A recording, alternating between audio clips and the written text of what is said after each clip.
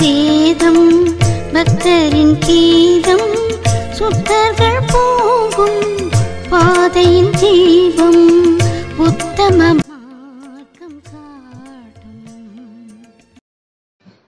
பிரியமான புருஷனாகிய தானியேலே, ஸ்பர்ஜனால் 1896 ஆகஸ்ட் மாதம் 9 பிரசங்கித்த செய்தி இது. தேவனால் நேசிக்கப்பட்ட தானியேல். பிரியமான புருஷனாகிய தானியேலே, தானியேல் 10:11.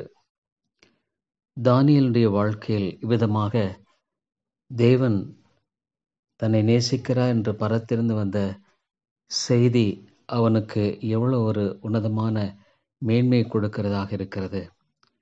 சில மக்கள் தங்களுடைய வாழ்க்கையில் ஒருவேளை இவ்விதமான காரியங்கள் தங்களை பெருமையடை செய்யுமோ என்று கூட எண்ணலாம். நிச்சயமாக அது எந்த ஒரு மனிதனுடைய வாழ்க்கையிலும் பரிசுத்த ஆவியானவரால் கொடுக்கும் பொழுது அது மிகுந்த ஆசீர்வாதமாகவே இருக்கும். ஒரு கிறிஸ்தவனாக ஆண்டவருடைய நன்மையை பெற்று வாழ்வது எவ்வளவு மேன்மையானது. தானியேலுடைய வாழ்க்கையில் இவ்விதமாக மிகுந்த ஒரு ஆறுதலாக இது இருந்திருக்கக்கூடும். பழைய ஏற்பாட்டில் தானியேல் அவ்விதமாக அங்கு உன்னதமான ஒரு மனிதனாக இருப்பதை குறித்து நாம் பார்க்கிறோம்.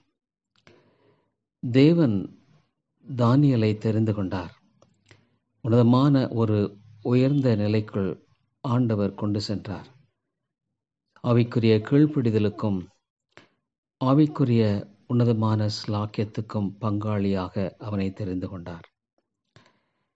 தேவனால் விதமாக நேசிக்கப்படுவது என்பது நம்முடைய வாழ்க்கையில் அதிகமான ஸ்லாக்கியங்களை கொடுக்கக்கூடியதாக இருக்கிறது. அருமையான சகோதரனே சகோதரியே, இந்த விதமான சூழ்நிலையில் நம்மை நாம் தாழ்மையாக காத்துக்கொள்வோம். தேவன் இவ்விதமாக நம்முடைய வாழ்க்கையில் நம்முடைய பாவங்களை குறித்து உணர்த்துகிற வேளையில் நாம் அதிகமாக தாழ்த்துகிற நிலையிலும் தேவன் இவ்விதமான ஒரு மகத்துவமான காரியத்தை நமக்கு சொல்லுகிறதை பார்க்கிறோம். நாம் கீழாக தாழ்த்துகிறோம். இந்த மேலான சத்தம் நமக்கு கேட்கப்படுகிறது. நம்முடைய வாழ்க்கையில் நம்மை குறித்து தேவன் உன்னதமானவராக தன்னை வெளிப்படுத்துகிறதை பார்க்க முடிகிறது. தேவன் விதமாக நம்மை நேசிக்கிறார் என்ற காரியம் நம்முடைய வாழ்க்கையில் நன்றியுள்ள உணர்வோடு தேவனை நோக்கி பார்க்க செய்கிறது. நீங்கள் ஆண்டவருக்கு இவ்விதமான தேவனுடைய கிருபைக்கு நான் என்ன பிரதியுத்தரம் செய்வேன் என்று சொல்லக்கூடியதாக இருக்கிறது. சொல்லப்போனால் நாம் எந்த விதத்திலும் அந்த அளவுக்கு பிரதியுத்தரம் செய்ய முடியாது. நம்முடைய வாழ்க்கையில் தேவனுடைய அன்பின் நிமித்தமாக பல காரியங்களை கர்த்தர் நம்முடைய வாழ்க்கையில் செய்கிறவராக இருக்கிறார். நம்முடைய வாழ்க்கையில் நாம் விதமான சூழ்நிலையில் விலையேறப்பெற்ற தைலத்தை எடுத்து கொண்டது மனமு வந்து அவருடைய பாதங்களில் நாம் ஊற்றுவர்களாய் காணப்படுவோம். நிச்சயமாக தேவனுடைய அன்பை பரிசுத்த ஆவியானவர் நம்முடைய வாழ்க்கையில் கொடுப்பதை உணரும் பொழுது நம்முடைய வாழ்க்கையில் இன்னும் அதிகமான கீழ்ப்படிதல் தான் இருக்குமே ஒழிய பெருமை என்பது இருக்க முடியாது. விதமான ஒரு தேவனுடைய சித்தத்தை அறிந்து நம்முடைய வாழ்க்கையில் வாழ்வது எவ்வளவு மகிழ்ச்சியான காரியம். இவ்விதமாக தேவன் தாமே எவ்வளவு அன்பு கூறுகிறார், எவ்வளவு தெய்வீகமானதாக இருக்கிறது என்பதை குறித்து நம்மால் பார்க்க முடிகிறது. இதுமாக நம்முடைய வாழ்க்கையில் இந்த விதமான காரியங்கள் இன்னும் ஆண்டவருக்கு நம்மளை அர்ப்பணிக்க செய்கிறது.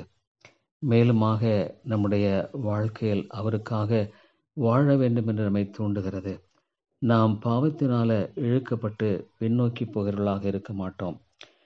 தேவாதி தேவன் நம்முடைய இருதயத்தில் இருக்கும் பொழுது நாம் அவருக்கு உண்மையாக இருப்போம். ஆண்டுடைய இந்த விதமான பிரசன்னமானது நம்முடைய வாழ்க்கையில் கொடுக்கப்படும் பொழுது இன்னொன்று காரியம் நம்மை உணர்த்துகிறது. நான் என்னுடையவன் அல்ல, நான் கரையம் செலுத்தி வாங்கப்பட்டிருக்கிறேன், நான் ஆணுடைய பிள்ளை என்ற ஒரு உணர்வை நமக்கு கொடுக்கிறது. அதே விதமாக நம்முடைய வாழ்க்கையில் ஆண்டவருடைய அன்பை குறித்த நிச்சயத்தோடு கூட நாம் எல்லாவற்றிலும் ஆண்டவருடைய சித்தத்தை செய்யும்படியாக இந்த அன்பினாலே ஏற்பட்டவர்களாக வாழ்கிறவர்களாய் காணப்படுகிறோம். இந்த தெய்வீக அன்பு நம்முடைய வாழ்க்கையில் எவ்வளவாக நம்மை பலப்படுத்துகிறது. ஒரு மனிதன் தன்னுடைய வாழ்க்கையில் ஆவிக்குரிய இந்த ஓட்டத்தில் இந்த விதமான காரியம் அதிகமாக அவனை உற்சாகப்படுத்துகிறதாக இருக்கிறது. அது மாத்திரமல்ல, நம்முடைய வாழ்க்கையில் தேவன் தன்னை நேசிக்கிறார் என்ற ஒரு காரியமானது பிசாசு எவ்வளவுதான் நம்மை இடர்கள் உண்டாக்கும்படியாக செய்தாலும் நிச்சயமாக தேவ தூதர்கள் நம்மோடு கூடர்ந்து அவனை தோற்கடிப்பார் என்பதை குறித்த நிச்சயமான நமக்கு கொடுக்கப்படுகிறது. அதாவது மேற்கொள்ளும் அன்பின் கிருபையாக இது இருக்கிறது. இந்த அன்பு நம்முடைய வாழ்க்கையில் எல்லாவற்றிலும் தேவனுக்கென்று நாம் பெரிய காரியங்களை செய்யும்படியாக நம்மை தூண்டி வழிநடத்துகிறது. அது மாத்திரமல்ல, நம்முடைய வாழ்க்கையில் தேவனுடைய அன்பை அறிந்து கொள்ளும் பொழுது நம்மை தைரியமுள்ளவர்களாக மாற்றுகிறது. நாம் ஆண்டவரால் அதிகமாக நேசிக்கப்படுகிறோம் என்ற காரியம் நம்முடைய வாழ்க்கையில் இன்னுமாக தேவனுக்காக தைரியமாய் வாழ நமக்கு உதவி செய்கிறது. ஆண்டவருடைய அன்பை நம்முடைய வாழ்க்கையில் அவ்விதமாக நம்மை முற்றிலுமாக உடைக்கிறதாக இருக்கிறது. தேவனுடைய அன்பை நோக்கி பார்த்த தேவனுடைய பரிசுத்தவான்கள் அவ்விதமாக வாழ்ந்திருக்கிறார்கள். வாழ்க்கையினுடைய துயரமான கஷ்டமான நேரங்களிலும் கூட இது நம்முடைய வாழ்க்கையில் மிகப்பெரிய ஒரு நம்பிக்கை கொடுக்கிறதாக இருக்கிறது. பாவத்தை, மரணத்தை, நரகத்தை மேற்கொண்டு வாழும்படியாக நமக்கு உதவி செய்கிறது. கிறிஸ்துவுக்காக எழும்பி பிரகாசிக்கவும் அவருக்காக நமக்கு கொடுக்கப்பட்டிருக்கிற வாழ்க்கையை அர்ப்பணிக்கவும் அவ்விதமாக நம்மை தூண்டுகிறதாக இருக்கிறது. அது மாத்திரமல்ல, ஒரு தேவனுடைய மனிதனை இந்த விதமாக தேவன் தன்னை நேசிக்கிறார் என்ற காரியமானது சந்தோஷப்படுத்துகிறதாக இருக்கிறது. நாம் தேவனால் அதிகமாக நேசிக்கப்படுவோமானால் நாம் ஏன் இன்னும் துயரமுள்ளவர்களாக இருக்க வேண்டும்? ஆண்டவருடைய அன்பினால நாம் நேசிக்கப்படுவர்களாக இருக்கிறோம் என்பதை குறித்து நாம் அறிந்து கொள்ளும் பொழுது, இதில் நாம் எப்பொழுதும் களி கூறும் பொழுது நம்முடைய வாழ்க்கையில் இன்னும் அதிகமாக நாம் பரிசுத்தப்படுத்தப்படுவர்களாக, ஆவிக்குரிய ஆரோக்கியமுள்ளவர்களாக வாழ நமக்கு உதவி செய்யும் என்பதில் சந்தேகமில்லை. இந்த முன்னுரைகள் எல்லாமே நமக்கு தேவனை அறிந்திருப்பதில், அவர் நம்மை நேசிக்கிறார் என்பதில் நமக்கு இருக்கிற ஒரு நம்பிக்கையை கொடுக்கிறதாக இருக்கிறது. சில காரியங்களை பகுத்தறிகிறோம் என்று அவர்கள் சந்தேகப்படுவதுண்டு. அது மெய்யாலுமே அநேக சமயங்களில் தவறானதாக இருக்க வாய்ப்புண்டு. தேவனுடைய உண்மைத்தன்மையிலும் அவர் சார்ந்து கொள்ள உண்மையுள்ளவராக இருக்க என்பதிலும் நம்முடைய ஆவிக்குரிய வாழ்க்கையை நாம் வழிநடத்தி செல்வது தான் சரியான ஞானமுள்ளதாக இருக்கிறது. ஒரு பொய்யை நம்புவதில் அல்லது விட ஒரு உண்மையை நாம் சார்ந்து வாழ்வதில் தான் நமக்கு வெற்றி இருக்கிறது. நீங்கள் ஒரு விசுவாசியாக இருந்தால், குறைந்தபட்சம் ஒரு பலவீனமான விசுவாசியாக இருந்தாலும், உங்களுடைய வாழ்க்கையில் தேவன் உங்களை நேசிக்கிறார் என்று அறிந்து கொள்ளுங்கள். இவ்விதமாக விசுவாசிக்கிற விசுவாசம் பயத்தை நீக்கி நமக்கு சந்தோஷத்தை கொடுக்கிறதாக இருக்கிறது. இவ்விதமான ஆரோக்கியம் நம்முடைய வாழ்க்கையில மிகப்பெரிய பலனை கொடுக்கிறதாக இருக்கிறது. இந்த செய்தியை நான் 3 பகுதியாக பிரித்து பேச விரும்புகிறேன். முதலாவதாக தானியேலின் நிலை, அதாவது தேவனால் அதிகமாய் நேசிக்கப்பட்டவன். இரண்டாவதாக, ஒவ்வொரு விசுவாசியின் வாழ்க்கையிலும் தேவன் அதிகமாய் நேசிக்கிறவராகவே இருக்கிறார் என்பதை குறித்தும், மூன்றாவதாக, விசேஷித்த சில பரிசுத்தவான்களின் வாழ்க்கையில், அதாவது தேவன் தம்மால் தெரிந்து கொள்ளப்பட்ட மக்களின் வாழ்க்கையில் அவர் எவ்வளவு மிகுந்த உன்னதமானவராக இருக்கிறார் என்பதை குறித்தும் நான் பேசும்படியாக விரும்புகிறேன். முதலாவதாக நாம் பார்க்கும் பொழுது தானியேலுடைய நிலையை சிந்திக்கிறோம். தானியேல் அதிகமாக நேசிக்கப்பட்டவன். தானியேல் தேவனால் அதிகமாக நேசிக்கப்பட்டவன். ஏனென்றால் அவனுடைய ஆரம்ப கால வாழ்க்கையில் அதிகமாக சோதிக்கப்பட்டான். ஆனாலும் தேவனுக்கென்று அவன் நின்றவனாக காணப்பட்டான். ஒரு வாலிபனாக இருக்கும் பொழுது அவன் பாபிலோனுக்கு அழைக்கப்பட்ட வேளையில் அவன் ராஜாவினுடைய பானத்தையோ உணவையோ ராஜாவினுடைய அந்த வைன் போன்றவர்களை அவன் ஒதுக்க வேண்டாம் என்று சொல்லிவிட்டான். இது அவனுடைய வாழ்க்கையில் ஒரு சாதாரணமான ஆகாரத்தை எடுத்துக்கொள்ளவும், அவனுடைய வாழ்க்கையில் தன்னை தீட்டுப்படுத்தக்கூடாது, ராஜாவின் ஆகாரத்தினால் தன்னை தீட்டுப்படுத்தக்கூடாது என்ற ஆழமான ஒரு உள்ளான ஆவிக்குரிய உறுதி இருந்தது. பக்தி என்று சொல்லும் பொழுது அது ஏதோ வெறுமையான ஆகாரத்திலும் அல்லது குடிப்பதிலும் அல்ல. இதற்கு மேலாக நாம் உண்மதும் குடிப்பதும் அது நம்மை எவ்வளவு பாதிக்கிறது என்பதை குறித்து சிந்திப்பதே. தானியேல் அந்த ஆரம்ப சோதனையில் தேவனுக்கென்று நின்றான். அவன் ஒரு சிறிய அளவிலும் கூட தீமைக்கு இடம் கொடுக்க விரும்பவில்லை. வாலிபனே, தேவன் உன்னை அதிகமாக நேசிக்கிறார். உன்னுடைய வாழ்க்கையில் ஆரம்ப நாட்களில் எடுக்க வேண்டிய தீர்மானங்களில் நீ சோதிக்கப்படும் பொழுது நீ முதலாவது தேவனை வைக்க கற்றுக்கொள். நீ அதிகமாக நேசிக்கப்பட வேண்டுமானால் நீ உறுதியாக நின்று, சின்ன காரியங்களாக இருக்கலாம், உண்ணுவதும் புசிப்பதுமாக இருக்கலாம், அல்லது ஒருவேளை சில அதிக முக்கியமில்லாத காரியங்களாக இருக்கலாம், ஆனாலும் கூட தேவனுக்கு விரோதமாக நான் பாவம் செய்ய மாட்டேன் என்று சொல். நான் மிக சிறிய காரியங்களாக இருந்தாலும் தேவனுடைய பிரமாணத்தை கைக்கொள்ளுவேன் என்பதில் நீ உறுதியாயிரு. மெய்யாலுமே தேவன் உன்னை அந்த விஷயத்தில் பலப்படுத்துவாரானால் நீ தேவனால் அதிகம் நேசிக்கப்படக்கூடியவனாகவே இருப்பாய். அக்குபின்பாக தானியேல் அதிகமாக மற்றவர்களால் பொறாமையாக பார்க்கப்பட்டான். ஆனால் அவனிடத்தில் எந்த குற்றமும் இல்லை. அவனை சுற்றிலும் அவனுக்கு எதிரான பல எதிராளிகள் எழும்பியிருந்தார்கள். அதாவது அவர்களுக்கு மேலாக அவன் உயர்த்தப்பட்டு விடக்கூடாது என்பதை குறித்து அவர்கள் மிகுந்த எச்சரிக்கையாக இருந்தார்கள். அவன் அதற்கு தகுதியானவனாக இருந்தாலும் கூட அவர்களால் ஏற்றுக்கொள்ள முடியவில்லை. ஆகவே அவர்கள் கூடி அவனை எவ்விதமாக கீழே தள்ள வேண்டும் என்று விரும்பினார்கள். இவ்விதமாக நாம் தானியேலுடைய வாழ்க்கையில் அவனுடைய தேவ பிரமாணத்தை கடைபிடிப்பதை தவிர வேறொன்றிலும் குற்றம் கண்டுபிடிக்க முடியாது என்பதை அவர்கள் அறிந்திருக்கிறார்கள்.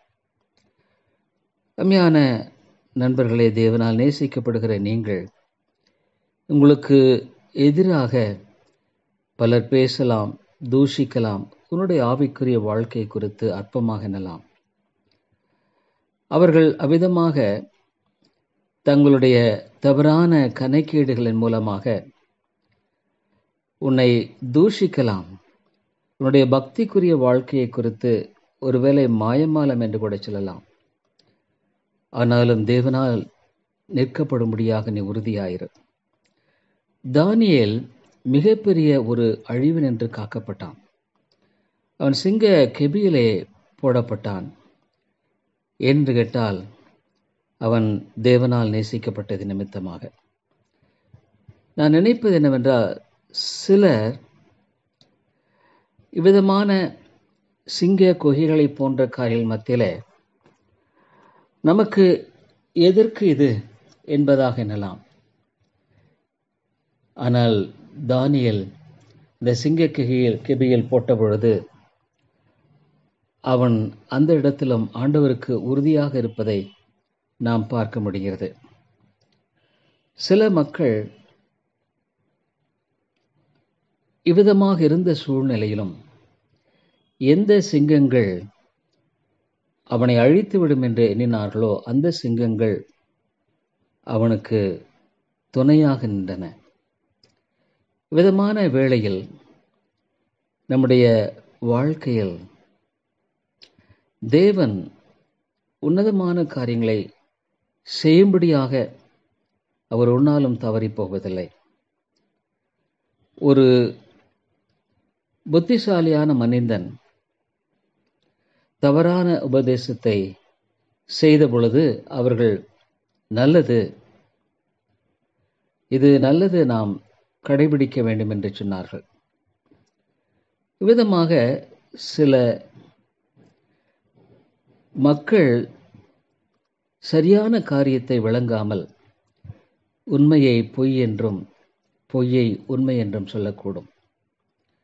ஆனால் தேவன் தானியேலுடைய வாழ்க்கையில் எது உண்மை எது தீமை என்பதை விளங்க பண்ணினார்.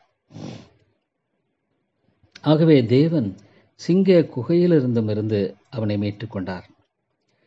தேவன் அவனை அதிகமாக நேசித்தார்.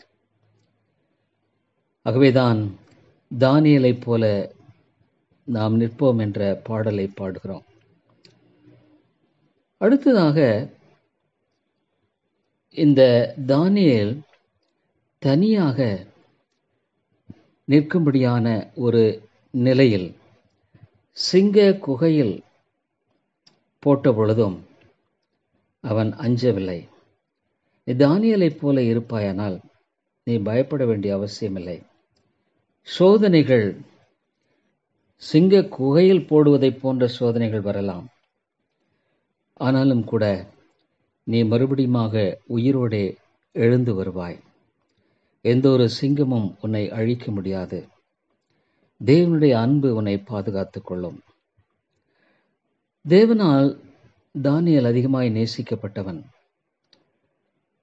ஆகவே அவனுடைய வாழ்க்கையில் தேவனிடத்திலிருந்து வெளிப்பாடுகளை பெற்றுக்கொண்டான். இவ்விதமாக நீயும் கூட, ஆண்டவரே, தானியேல் தேவனுடைய வெளிப்பாடுகளை பெற்றுக்கொண்டதைப் போல எனக்கும் உம்முடைய உன்னதமான சத்தியத்தின் வெளிப்பாடுகளை தாரும் என்று நீ கேட்கலாம். இங்கே சொல்லும்படியான ஒரு காரியத்தை குறித்து நாம் பார்க்கிறோம். தானியேல் இந்த ஒரு இடத்தில் சொல்லும் பொழுது, நான் பார்த்த இந்த காரியங்கள் என்னுடைய ஆவியில் துக்கப்படும்படியாகவும் நான் கண்ட தரிசனங்கள் என்னை கலக்கமறை செய்தது என்று சொல்லுகிறதை பார்க்கிறோம். இந்த சூழ்நிலையில் தேவன் அவனுடைய இருதயத்தில் தன்னுடைய வெளிப்பாடுகளை கொடுத்து தானியேல் அங்கு சில நாள் வியாதிப்பட்டிருந்த சூழ்நிலையிலும் அவனை ராஜாவின் பணியை செய்யும்படியாக எழுப்பினது மாத்திரமல்ல, யாரும் விளங்கிக் கொள்ளக்கூடாத தரிசனத்தை தானியேல் விளங்கிக் கொண்டு வெளிப்படுத்தினதை பார்க்கிறோம். தேவன் யாரை நேசிக்கிறாரோ அவருடைய வாழ்க்கையில் ஆச்சரியமான காரியங்களை செய்கிறவராக இருக்கிறார். அவன் அவ்விதமாக அங்கே மயக்கமுற்று சரீர பலவீனப்பட்ட பொழுதும் மரண தருவாய்க்கு போன பொழுதும் அவனை பார்த்து, நீ தேவனை பார்த்து பிழைக்க முடியாது என்று சொன்ன பொழுது அங்கு அவன் தைரியமாய் நிற்கிறதை பார்க்கிறோம். ஆகவே தேவனால் நேசிக்கப்படுகிறவர்கள் தேவனுடைய வெளிப்பாடுகளை பெற்றுக்கொள்ளுவர்களாக, அது எவ்வளவு விலைக்கரையும் செலுத்தப்படுகிறதாக இருந்தாலும் காணப்படுவார்கள். தேவனோடு உறவு கொண்ட ஒரு வாழ்க்கையை பெற்றவர்களாக அவர் காணப்படுவார்கள்.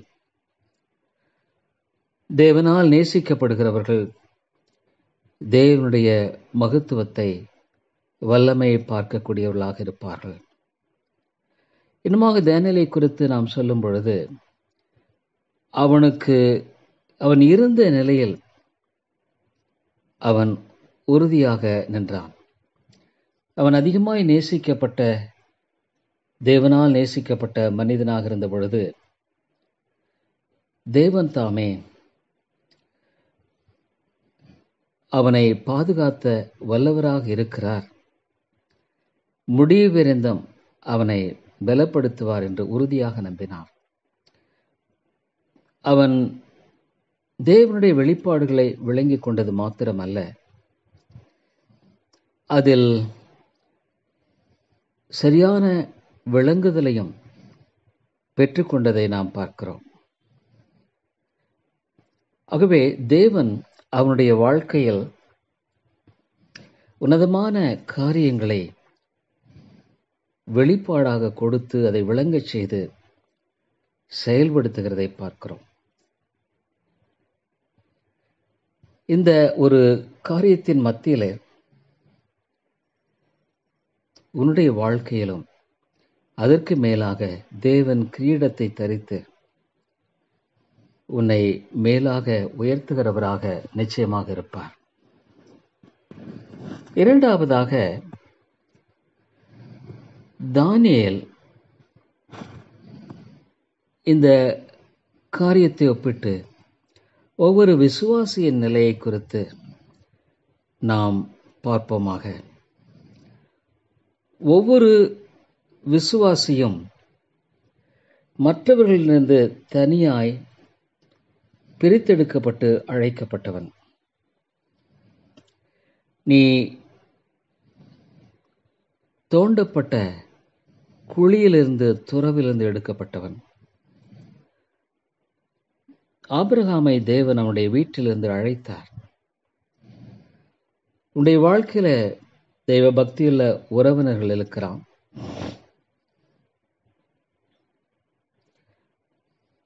ஆனால் அவர்கள் மத்தியில தேவன் உன்னை தெரிந்து கொண்டிருக்கிறார். சர்வ ஏகாதிபத்தியத்தின் தேவன் தெரிந்து கொள்ளும் அன்பினால் உன்னை நேசிக்கிறார். நீ தேவனால் அதிகமாய் நேசிக்கப்படுகிற ஒரு மனிதனாய் காணப்படுகிறாய். உன்னுடைய வாழ்க்கையில் ஆண்டவருடைய இந்த கிருபையை குறித்து யோசித்துப் பார். உன்னுடைய தகப்பன் வீட்டில், உன்னுடைய சகோதரி சகோதரர்கள் மத்தியில உன்னை தேவன் தெரிந்து கொண்டிருக்கிறார். கர்த்தருடைய நாமத்தை நீ மகிமைப்படுத்து. மற்றவர்களை விட உன்னை விசேஷித்தவனாய் ஏன் தெரிந்து கொள்ள வேண்டும்? தேவன் மாத்திரமே இதை செய்கிறவராக இருக்கிறார். அவருடைய ஒப்பிடப்படாத இரக்கத்தினாலும் ஆச்சரியமான கிருபையினாலும் இதை உன்னுடைய வாழ்க்கையில நிறைவேற்றியிருக்கிறார். இந்த காரியத்தை ஒரு பாவ உலகத்திலிருந்து ஒரு தேவ பிள்ளையை பிரித்தெடுத்து அவருடைய வாழ்க்கையில் தம்முடைய அன்பை வெளிப்படுத்துகிறது மாத்திரமல்ல, ஆரம்பத்திலிருந்து அவர்களை தொடர்ந்து வழிநடத்துகிறார். அவர் தேவையான கிருபைகளை கொடுத்து அவர் செயல்படுத்துகிறார். கிறிஸ்து உனக்காக மரித்ததினால் நித்தியமான அன்பை உன்னை பொழிந்திருக்கிறார். தேவன் நித்திய அன்பினால் உன்னை நேசித்தேன் என்று சொல்லுகிறார். அநாதி சிநேகத்தால் உன்னை இழுத்துக் கொண்டேன். உன்னுடைய வாழ்க்கையில் இவைகளெல்லாம் அதிகமாய் சிந்தித்துப் பார். தேவன் எவ்வளோ பேர் மத்தியில் உன்னை விசேஷித்தவனாக தெரிந்து கொண்டிருக்கிறார். ஆகவேதான் நீ தேவனுக்கு அதிக பிரியமானவன் என்று சொல்லப்படுகிறது. ஏற்ற நேரத்தில் இயேசு கிறிஸ்துவுடைய விலையேறப்பட்ட இரத்தத்தினாலே உன்னை மீட்டிருக்கிறார். கிறிஸ்துவானவர் உன்னுடைய பாவங்களை சிலுவையில் அவர் சுமந்து தீர்த்தார். நமக்கு சமாதானத்தின் குணமாக்கினை அவர் மேல் வந்தது. தழும்புகளால் நாம் குணமாகிறோம். அதாவது உன்னுடைய வாழ்க்கையில் இந்த ரட்சிப்பு பலிதமாகும்படியாக ஒரு விசேஷத்துவத்தில் உனக்காக அவர் மரித்தார். அவர் தன்னுடைய சபையை நேசித்து தன்னையே ஒப்புக் கொடுத்தார். தேவன் தாமே ஒவ்வொரு ஜாதியிலிருந்தும், ஒவ்வொரு தேசத்திலிருந்தும், ஒவ்வொரு மொழி மக்களிலிருந்தும் நம்மை இவ்விதமாக அவரை தொழுது கொள்ளுகிற ஆசாரியர்களாக, இந்த பூமியை ஆளுகிறவர்களாக தெரிந்து கொண்டிருக்கிறார். அவருடைய விலையேறப்பட்ட இரத்தத்தினால் நம்மை கழுவி அவரை மீட்டிருக்கிறார். ஆகவே தேவன் அதிகமாக நாம் நேசிக்கப்படுவர்களாக இருக்கிறோம். அது மாத்திரமல்ல, தேவன் உன்னுடைய பாவங்களெல்லாம் மன்னித்து தேவனுடைய பிள்ளைகள் என்ற ஸ்தானத்தை கொடுத்திருக்கிறார். உன்னுடைய பாவங்களை ஒரு சன நேரம் நினைத்துப் பார். உன்னால் நினைவு கூற முடிகிறதா? அவைகளை எல்லாவற்றையும் தேவன் முற்றுமாக நீக்கி உன்னை சுத்திகரித்திருக்கிறார். உன்னுடைய பாவங்களெல்லாம் பின்னால் தூக்கி எறிந்து விட்டார். அவைகளெல்லாம் மூடப்பட்டு விட்டன. அவைகள் கடலின் ஆழத்தில் சென்று விட்டன. ஒருவேளை நீ ஒரு குடிகாரனாக, அது பொய்யாய் வாக்குத்தத்தம் பண்ணுகிறவனாக, கீழ்ப்படியாதவனாக உன்னுடைய வாழ்க்கையில் இருந்திருக்கலாம். உன்னுடைய பாவம் எதுவாக இருந்தாலும் இயேசு கிறிஸ்துவின் ரத்தம் சகல பாவங்களை நீக்கி சுத்திகரித்து உன்னை பஞ்சை போல மாற்றுகிறார். தேவனால் அதிகமாய் நேசிக்கப்பட்ட ஒரு வாழ்க்கை. இயேசு கிறிஸ்துவின் பாதத்தில் வருகிற ஒவ்வொருடைய வாழ்க்கையிலும் விதமான ஒரு மாற்றத்தை கத்தச் செய்கிறார். இரவை போல நீ ஆக்கினைக்குட்படுத்தப்பட்ட ஒரு நபராக இருந்தாலும் கூட, நீ உன்னுடைய வாழ்க்கையில் இயேசுவை நோக்கி பார்க்கும் பொழுது அவர் உனக்கு நீதியின் சால்வையும் இரட்சிப்பின் வஸ்திரத்தையும் உடுக்கிறார். அவர் உன் தலையில் கிரீடத்தை வைத்திருக்கிறார். ஆகவேதான் என்ன ஒரு அன்பு, என்ன ஒரு ஆச்சரியமான அன்பு! தேவன் என்னிடத்திலே காட்டுகிற இந்த அன்பு, என்னுடைய இரட்சகரை கல்வாரி அண்டை கொண்டு வந்த இந்த அன்பு. விதமான ஒரு பாடலை நீ பாடுகிற நபராய் காணப்படலாம், இல்லையா? உன்னுடைய பாவங்கள் எல்லாம் மன்னிக்கப்பட்டு கிறிஸ்துவின் நீக்கப்பட்டிருக்கிறது.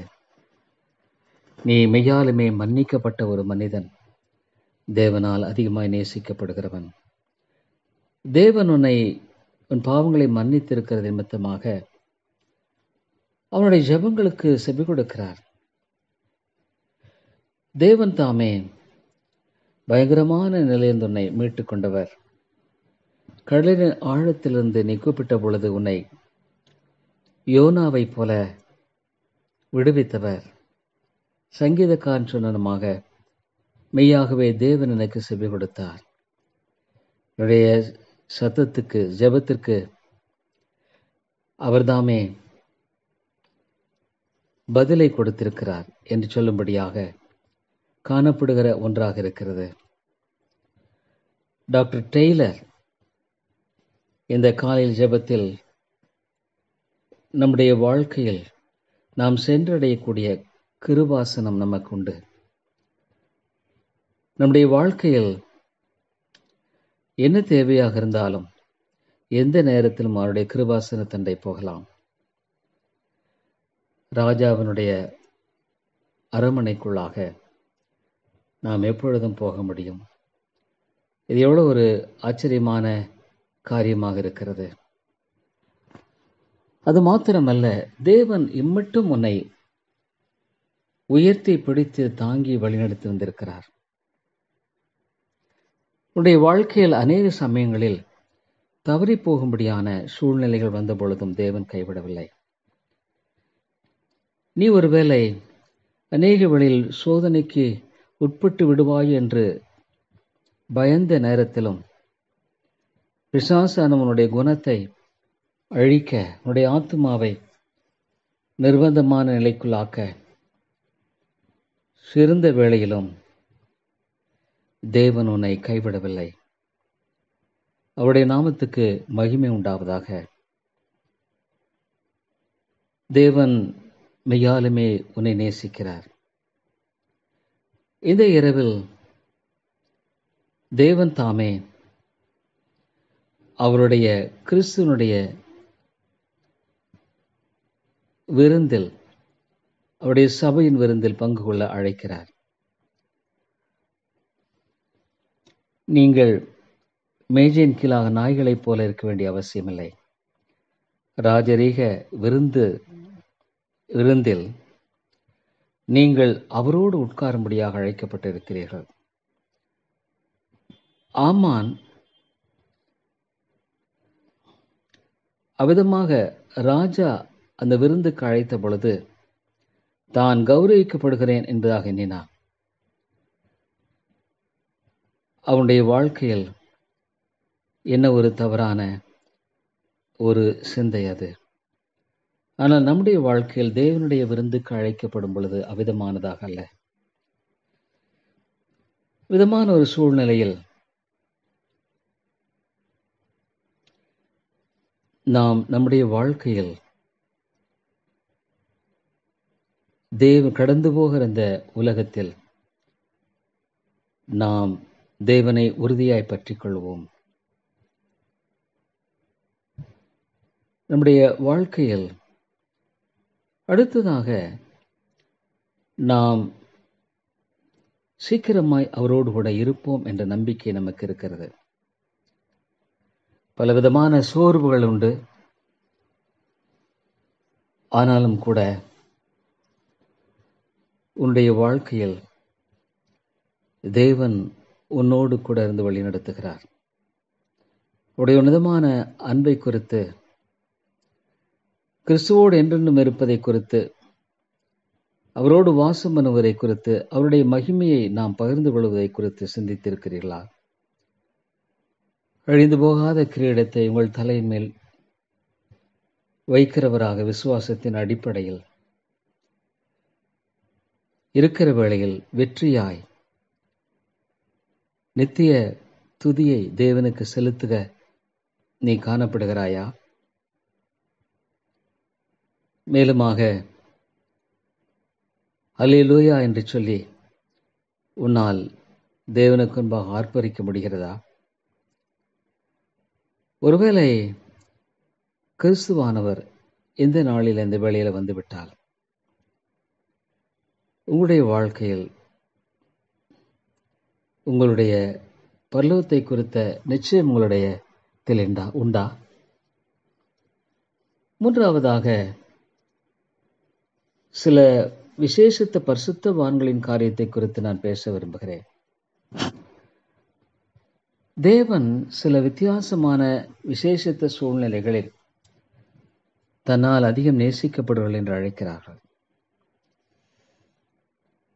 இங்கு தேவனால் தெரிந்து கொள்ளப்பட்ட மக்கள் வாழ்க்கையில் நிச்சயமாக அவரால் தெரிந்து கொள்ளப்பட்ட மக்கள் என்பதாக அவர் உறுதிப்படுத்துகிறார். அதாவது ஆண்டவராக இயேசு கிறிஸ்து 70 பேரில் 12 பேரை தனியாக தெரிந்து கொண்டார். 12 பேரில் 3 பேரை அவரோடு இருக்கும்படியாக தெரிந்து கொண்டார். அதில் ஒருவன் இயேசுவால் அதிகம் நேசிக்கப்பட்டவன் என்று சொல்லப்படுகிறது. அவருடைய அன்பு இனிமையானது. அவருடைய அன்பு மறக்கப்பட முடியாது. இயேசு கிறிஸ்துவை கடைசியாக உயிர்த்தெழுந்த பின்பாக பார்த்த அந்த 500 சகோதரர்கள் இவ்விதமாக தேவனை நோக்கி பார்த்த பொழுது மகிமையை எடுத்துக் கொள்ளப்பட்டார். திரும்பமாக அவ்விதமாக வரப்போகிறவராக இருக்கிறார். இயேசு கிறிஸ்துவனுடைய மகிமை அப்பொழுது வெளிப்படும். இவர்களுக்கு விசேஷமாக தேவன் தம்முடைய காரியங்களை வெளிப்படுத்தி இருக்கிறதை பார்க்கிறோம். அது மாத்திரமல்ல, விதமாக பாடலை கொடுத்திருக்கிறவரும் பாடலின் சிந்தையை கொடுத்திருக்கிறவரும் அதிகமாக நேசிக்கப்படுகிறவர். அதாவது குற்றமில்லாத மனுஷகுமார் என்று சொல்லப்படுகிறது. இயேசு கிறிஸ்து மிகப்பெரிய பாவிகளையும் இன்னுமாக விழுந்து போன பரிசுத்தவான்களையும் அவருடைய உடைகளை கரைபிடித்தின நிலையிலும் அவர்களை துரத்தி விடவில்லை. உன்னுடைய வாழ்க்கையில் உன்னுடைய சரீரம் கரைவிடாமல் காத்துக்கொள்ளப்படும் பொழுது உங்களுடைய வாழ்க்கை கிறிஸ்துவ அன்பை முழுமையாக ரசிப்பார்களாக இருப்பீர்கள். தானியேல் ஒரு குற்றத்தை நாம் பார்க்க முடியவில்லை. நான் பூமியில் வாழ வேண்டும் வருமானால், அல்லது இந்த பூமியில் பரலோகத்தை நான் அனுபவிக்க வேண்டுமானால், இங்கே மதுவை இயேசுவின் அன்பு என்கிற மதுவை நாம் அருந்தும் பொழுது தேவன் தாமே நெருக்கமாக நமக்கு வருகிறவராய் காணப்படுகிறார். தேவனுடைய வெளிச்சத்தில் நடக்க வேண்டுமானால் ஒரு ஒளியாய் இருக்கிறது போல வெளிச்சத்துக்குள்ளாய் நாம் போக கடவோம். தேவன் தாமே பரிசுத்தமான இருதயத்தை நமக்கு கொடுப்பாராக. பரிசுத்தமுள்ள அவர் தேவனை தரிசிப்பார்கள் என்று சொல்லப்படுகிறது. அடுத்ததாக, மனிதன் உடனடியாக தீர்மானம் எடுக்கிறவர்கள் அதிகமாக நேசிக்கப்படவர்களாக இருக்கிறார்கள். தானியேல் சிங்கக்குகையில் போடப்படும்படியாக தீர்மானித்த பொழுது அவர் தேவனுக்கு உண்மையாக இருந்ததினால் அவனுடைய வீட்டுக்கு சென்று பலகணிகளை திறந்து ஜெபித்தான். எருசலேமை நோக்கி பார்த்து அவன் முழங்கால் படியிட்டு 3 முறை ஜெபித்தான். தேவன் செய்த நன்மைகளுக்காக ஆண்டவரை துதித்தான். ஆகவே தானியேலுடைய அந்த புத்தகத்தில் தானியேல் எவ்வளவு அழகாக உயர்த்தப்பட்டதை குறித்து நாம் பார்க்கிறோம். தேவன் நம்மை அவருடைய ஊழியத்தில் உபயோகப்படுத்தப்பட வேண்டுமானால் நீ லேவி கோத்திரத்தாரை போல இருக்க வேண்டும். செப்பரேட், அதாவது உங்களுடைய சகோதரிடத்திலிருந்து பிரிக்கப்பட்ட நிலையில் நீ வாழ வேண்டும். தேவனுக்காக தைரியம் உள்ளவனாய் வாழ வேண்டும். நித்தியமான சத்தியத்துக்காக என்ன கிரயம் செலுத்தினாலும் நீ அதை ஏற்றுக்கொள்ள முடியாது. தேவன் இந்த நாளை உங்களுக்கு ஆசீர்வதித்து தருவாராக. நன்றி.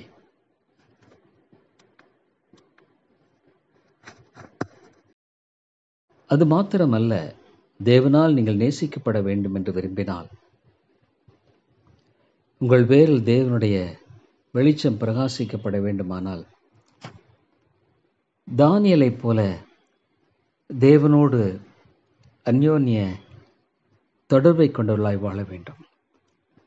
தானியேல் உபவாசித்தான், ஜெபித்தான். தேவனோடு கூட தன்னுடைய அழுகையும் கண்ணீரையும் வெளிப்படுத்தினான். தேவன் அவனுக்கு தன்னை வெளிப்படுத்தினார். அவன் தேவனுக்கு நெருக்கமாக வாழ்ந்ததினால் உடனடியாக தேவனிடத்தில் போய் சேர முடிந்தது. தூரத்திலிருந்து ஒரு மனிதன் அவ்விதமாக பார்க்க முடியாது. ஒரு மனிதன் தேவனால் நேசிக்கப்பட வேண்டுமானால் உலகத்துக்கு மேலாக வாழ்கிறவனாய் தானியேலைப் போல வாழ வேண்டும்.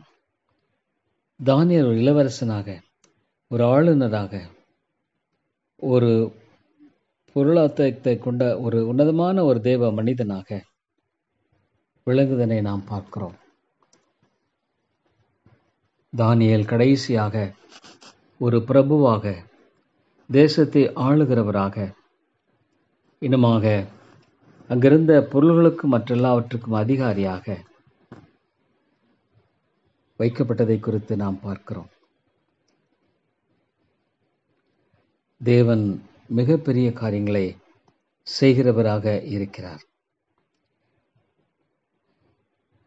மேலுமாக தேவன்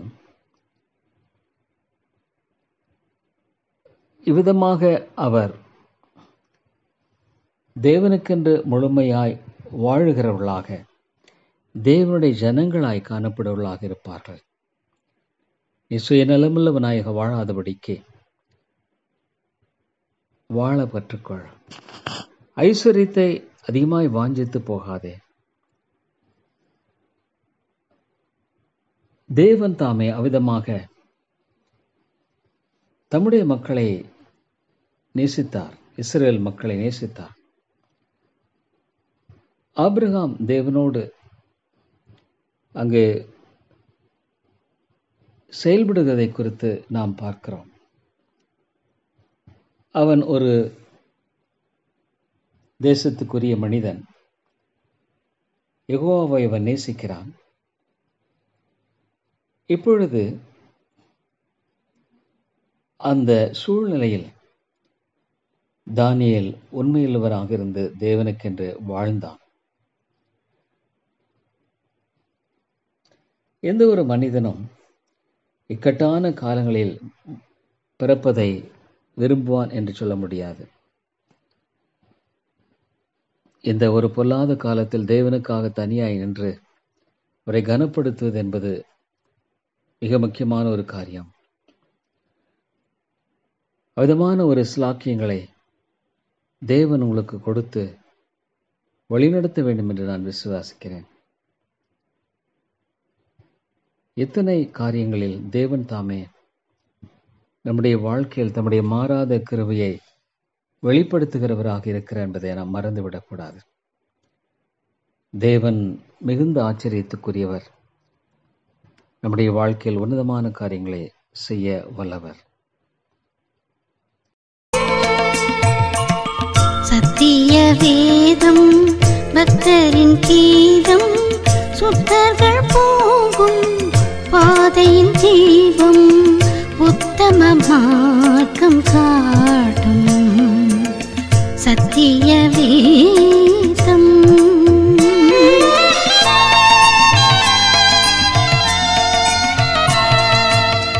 எத்தனை துன்பம் துயரம் வந்தும் பக்தனை தேற்றிடும் ஔஷதம்,